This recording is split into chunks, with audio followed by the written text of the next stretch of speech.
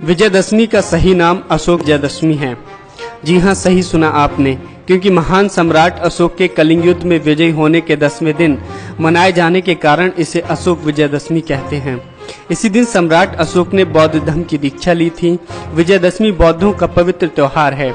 ऐतिहासिक सत्यता है कि महाराजा अशोक ने कलिंग युद्ध के बाद हिंसा का मार्ग त्याग करके बुद्ध धर्म अपनाने की घोषणा कर दी थी। बौद्ध बन जाने पर वो बौद्ध स्थलों की यात्राओं पर गए। तथागत भगवान बुद्ध के जीवन को चरितार्थ करने और अपने जीवन को कृतार्थ करने के लिए निमित्त हजारों स्तूपों, शिलालेखों, धम्म स्तंभों का निर्माण कराया। सम्राट अशोक के इस धार्मिक परिवर्तन से खुश होकर देश की जनता ने उन सभी स्मारकों को सजाया, संवारा और उस पर दीप उत्सव किया। यह आयोजन हर्षोल्लास के साथ 10 दिनों तक चलता रहा।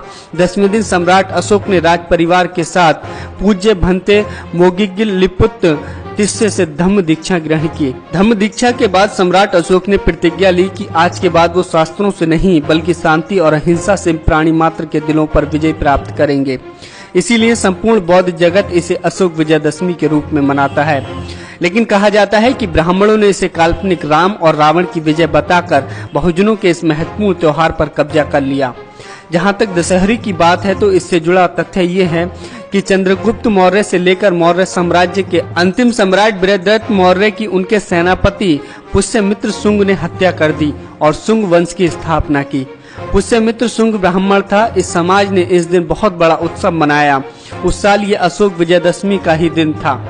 उन्होंने अशोक शब्द को हटा दिया और जश्न मनाया। इस जश्न में मौर्य वंश के 10 सम्राटों के अलग अलग पुतले न बनाकर एक ही पुतला बनाया और उसके 10 सर बना दिए और उसका दहन किया गया।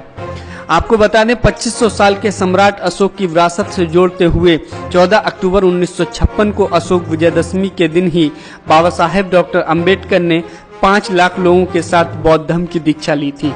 इसलिए हमें ये समझना चाहिए कि विजयदशमी की हकीकत क्या है। जिस विजयदशमी को हम मनाते हैं, आखिर उसका असली इतिहास क्या है। Bureau report, national India news.